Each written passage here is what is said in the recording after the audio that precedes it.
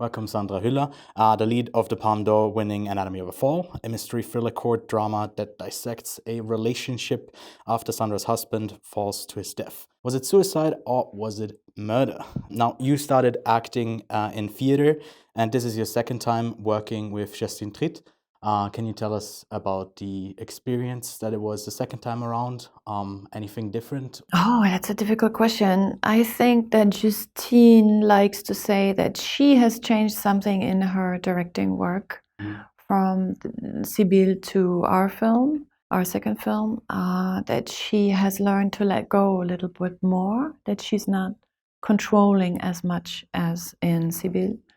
And when you see her first films, like for example, La Bataille de Solferino, you see that there is a development from a very chaotic form of filming, because she comes from documentary filming, towards a very almost perfectionist way of shooting, very beautiful, still very intelligent and complex films. But I think she was very interested for some time in a sort of, not only in what's going on inside of the people, but also she was interested in a certain surface, or she wanted maybe explore how far she can go with this sort of perfectionism.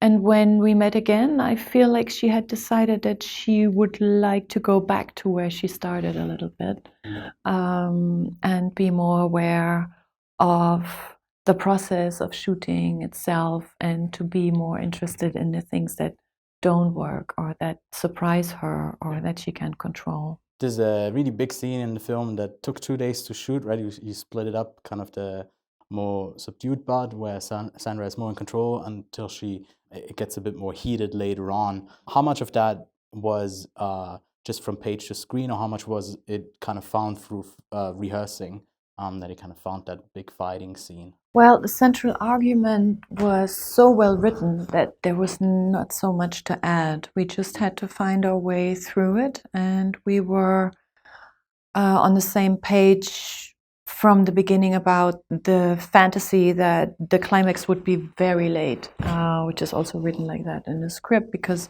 in the last passages everything is written in capital letters, and with a lot of exclamation marks, so that you know that people are really angry and really loud. We wanted to show people, or at least one person who wants to avoid a fight, and the other person who wants to fight, which is kind of the experience that I share too. I rarely see people coming together when they decide they want to fight, because then it would be over very soon. So that was kind of the work that we did, to find out how long this sort of pressure or this sort of tension would last until it explodes, and to find the spacing in the room. How far away from each other would they have to be? How close can they get? Where are the moments where they are sort of intimate and very soft with each other? Which is also in the script, but still you have to find it with your body too. Yeah, so yeah, it was a very, very interesting and beautiful way of working. It's rare that we get to see these complex entanglements and relationships unfold and fighting form, where it isn't just an explosive moment. It reminded me a bit of Before Midnight, if you're familiar with that. I really appreciated how the ambiguity really stayed through for Sandra the whole way through. And I believe you didn't know what she actually did, right? You weren't told if she did it, if she didn't do it. No, I think we agreed from the beginning that she didn't do it, and otherwise the script wouldn't make sense. I mean, Right. It's a very feminist film in a way, and what was important to me was not the question if she did it or not, but was like the projection that she gets from the audience, and from the people in court, and from her family, and from the spectators. How do we treat people in her position? How do we treat women who are not like especially kind or anything to everybody they meet, or who don't make it easy for everybody? Shortly before we started shooting, the question came up for me, because I felt like maybe I'm wrong, and maybe it was a mistake that we didn't discuss it. And so I asked Justine, and she didn't answer the question. So I still don't know what really happened. I believe that she's not a murderer, but I don't know if it is a suicide or an accident. And there's also a plethora of languages that she has to weave in and out of. There's the additional hurdle of having a sight-impaired son who also is probably struggling with nonverbal communication. So all of that I felt like was also a tone, like how do we communicate and how we are perceived? Was that something that was a part of the dialogue between you and Justine as well? Not really part of the dialogue. It's really in the script. It was really obvious to me that this is part of the, if we want to call it problem, or of the discussion about this character and about the film. Who do we trust and why? Just because we understand them.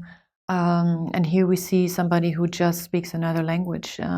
We have a lot of places in our society where people appear to be much stranger to others than Sandra does, and their paths are much harder than Sandra's. So I was thinking about about people in our society that are not believed because of their language or color of skin or anything. So it is kind of a political issue that we are talking about here. Now, on a completely different spectrum, being a kind of an expert of the anatomy of a fall, do you have a favorite stunt in a movie?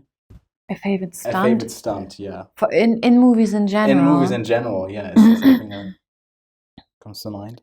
Oh, Jesus. It's a random question, totally. No problem. I mean, there could be something, you never know, but oh no, I don't know. Nothing comes to my mind. I'm not especially interested in action films, so I really don't know so much about it. Courtroom films, is there anything that you drew that you enjoy? There was kind of a wave of that in the 90s. I remember the whole JFK thing and that stuff that I definitely saw. But I couldn't say that I'm a fan or something of this sort of genre. I recently saw Saint-Omer, which I found very interesting, just after we finished, and Justine told me that she was in editing. The director of Saint-Omer was editing the film while we were shooting because she wanted her to play a role in it. She likes to work with people who also direct or make music or don't have anything to do with acting. Do you have any favorite films overall that you'd say is like in the canon of something you go back to? Yeah, but I'm really not prepared to share them. Yeah, it always changes as well, right? Depending on the mood. Yeah, it changes. But there are some, like, for example, what I always come back to is adaptation. Is it Spike? Is it? I don't know. But adaptation is something that I could watch forever.